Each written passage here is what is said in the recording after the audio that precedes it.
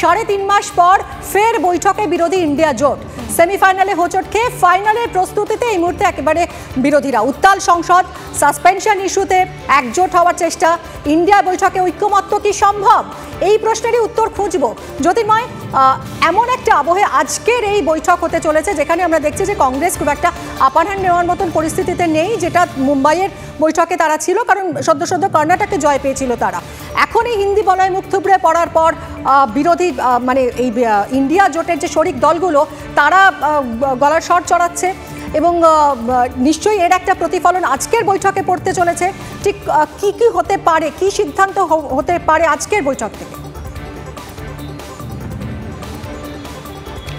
দেখো, প্রায় 2.5 মাস পরে ইন্ডিয়া জোটের আবারও একটি বৈঠক হচ্ছে। গত বৈঠক হয়েছে 31শে অগস্ট এবং 1 সেপ্টেম্বর, এবং তার প্রায় পরে সেপ্টেম্বর, অক্টোবর, নভেম্বর, ডিসেম্বর দীর্ঘ একটা সময় এই ইন্ডিয়া জোটের একেবারে শীর্ষ স্তরের বৈঠকের বা কোনো ফাংশনের কার্যত কোনো অস্তিত্ব ছিল না। এবং এর কারণে অভিযোগের আঙুল উঠছে সরাসরিভাবে কংগ্রেসের দিকে, যে 5টি রাজ্যে নির্বাচন হচ্ছিল, এই 5টি রাজ্যের মধ্যে 3টি রাজ্যে যেহেতু কংগ্রেসের জমি অত্যন্ত মজবুত, সেই কারণে কোনো আঞ্চলিক দলগুলির সঙ্গে পারস্পরিক বোঝাপড়ার রাস্তায় হাঁটেনি কংগ্রেস। এবং কংগ্রেসের বিরুদ্ধে বরাবর যে অভিযোগ যে কংগ্রেস যেখানে নিজের জমি শক্ত সেখানে তারা দাদাগিরির মনোভাব নিয়ে চলে, সেই একই ঘটনার পুনরাবৃত্তি হয়েছে। ফলত ইন্ডিয়া জোটের বৈঠকে সেই বিষয়ের একটা প্রভাব যে পড়বে, সেই ক্ষোভের সম্মুখে যে কংগ্রেস নেতৃত্বকে দাঁড়াতে হবে, সেই আঁচ কিন্তু আগে থেকেই কংগ্রেস নেতৃত্ব পাচ্ছে। কিন্তু এই মুহূর্তে যে আলোচনায় আমরা এতক্ষণ ধরে ছিলাম, যে সংসদের অভ্যন্তরে যেভাবে 149 জন সাংসদকে আমরা দেখছি যে নজিরবিহীনভাবে তাদের সাংসদ পদ সাসপেন্ড করা হয়েছে, এই ইস্যুটা কার্যত কিছুটা বিরোধী সাংসদের একজোট হওয়ার ক্ষেত্রে পরোক্ষে সহায়ক হয়ে দাঁড়াবে। কিন্তু যেটা গুরুত্বপূর্ণ যে আজকের বৈঠকে কি হতে চলেছে, আজকের বৈঠকে মূলত 3টি ইস্যু আজকের বৈঠককে নিয়ন্ত্রণ করবে।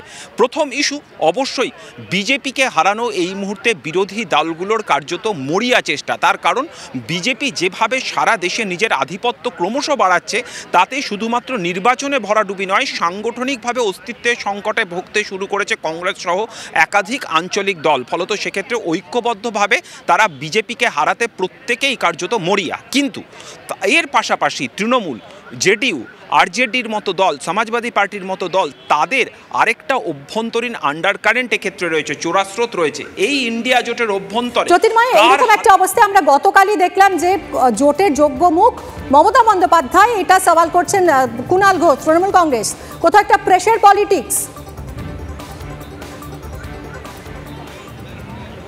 একদমই, দেখো সেই প্রসঙ্গটাতেই আমি আসছিলাম যে এই মুহূর্তে দাঁড়িয়ে সেই কাজটাই কিন্তু করতে চাইছেন। আজকের এই প্রেশার পলিটিক্স বা এই চাপের রাজনীতি কিন্তু অত্যন্ত চোরাস্রোতের মতো আজকের বৈঠকে থাকবে।